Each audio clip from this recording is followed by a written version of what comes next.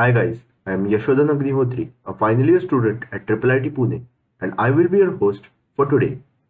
Welcome to our channel, Learn Competitive Programming with CodeChef. On this channel, we post weekly problem explanations and concept videos. Also, if you are interested in competitive programming and want to master data structures and algorithms, this is the place for you. So, what are you waiting for? Click on that subscribe button and kickstart your journey towards competitive programming today. So, the problem in discussion today is from the recent March lunchtime, and the problem name is lunchtime. The difficulty level of this problem is easy, and the prerequisites are stack. Now, let us discuss the problem statement. There are n students standing in a canteen queue, okay, numbered 1 to n from left to right. For each valid I, the ith student has a height of hi. So we have been given an array containing the heights of the students. So two students I and j can see each other if there are no taller students standing between them. Okay.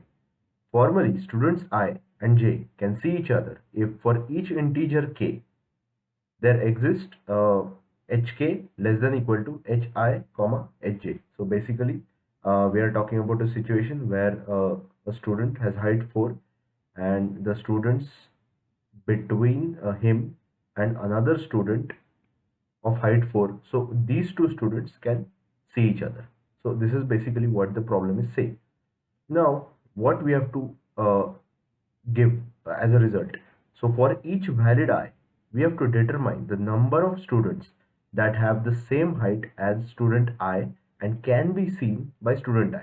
So basically for every student, we have to output the number of students with the same height as his own that he can see with the condition given, right?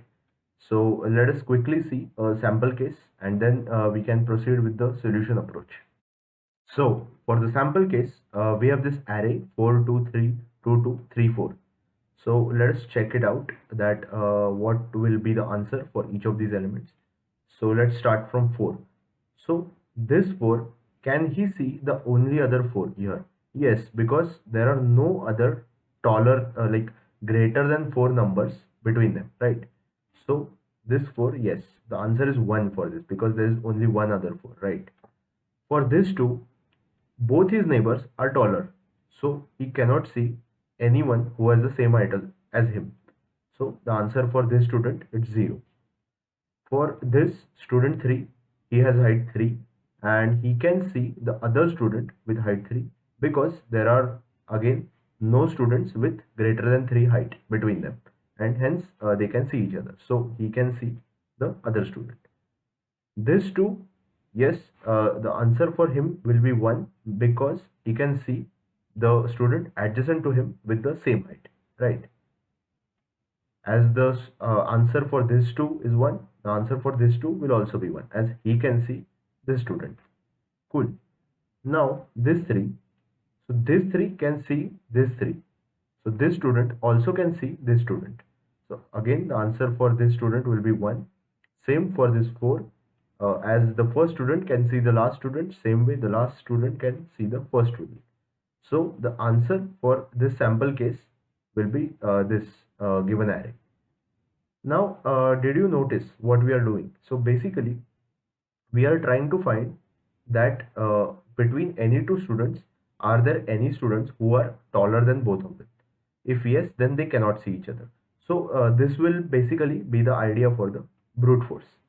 So in brute force, what you can do, so brute force will be a n square approach, and in brute force, what you can do is you can compare every two students, and then you can just calculate if they can see each other. That is, you can just iterate from every I to j, and if there is no element between them such that say aj is greater than a of I, then so this should not hold, right, for the brute force. So if this does not hold, then you can say that both of these can see each other, and yeah, and they should be equal also because that is the condition given to us. So if ai equal to aj, then you can just increment both of their counts. So this algorithm will run in n square, And let us just see a quick code so that we can see how this brute force runs, and then we'll proceed to the subtask 2 solution. So now let us see the solution for subtask 1. So here basically when we have the arrays input, we'll just declare a count array, and then we'll just put two loops. One will be from I to n and the other will be from I plus 1 to n. So here we will just check if aj, if it is greater than ai as we discussed, then we have to break, because then we found an element between the two elements which was like taller. So the student was taller, right? And here so if the array does not, so if the loop does not break over here, then we are just simply checking if they are equal, both the indices, then we are incrementing their respective counts, and after this we will just output their count. So this was the brute force solution for subtask 1, and now let us move on to subtask 2, and let us see how we can modify this solution with the help of a stack. So let us get to the solution approach for subtask 2. So in this approach, we use a very standard algorithm known as next greater element. I will attach a link below this video so you can read more about this algorithm. So next greater element is basically what we do. We find the next greater element which occurs after a particular element. So this involves the use of stack. So what we do for each element, we check for numbers which are same left of that element, and then in another iteration we will check for equal numbers right of that element. So let us go through a quick walkthrough on this example. So here we have 4. So let us maintain say stack over here. So what do we do is that we first push 4 into the stack. Cool. So now 4 does not have any numbers to the left of it. So the answer for the left part of 4, it will be 0, right? Now let us move on to the next element, 2. Now once we arrive to 2, we see if there are any elements in the stack which are lesser than 2, and if yes, we pop them out, right? Because then 2 makes the answers of those elements irrelevant, right? So now since there are no elements, therefore let's view this stack like this. So the new stack is 2 4, and then the answer for 2 is still 0, because again to the left of this 2 there are no other 2's, right? Now the same for 3, except for 3 what we do is we pop out 2, because now the 2 part here is irrelevant, because there are like no so on both sides of 2 there are elements greater than 2, right? So we pop out 2, and now the stack is 3 4, and again for this 3 the answer is 0, because to the left of it there is no greater element. Now we come over to this 2. Although for this 2 there is a 2 to the left of it, but the 2 is no longer in the stack because it got popped out due to this 3, right? So now we insert 2 to the top of the stack, and nothing will get popped out because the stack already contains greater elements. So the answer for this 2 will also be 0 for the left side. Now coming over to this 2, now look carefully over here. For this 2 the answer will be 1, because there exists a 2 in the stack. So I will tell you in the implementation that how to maintain a pair.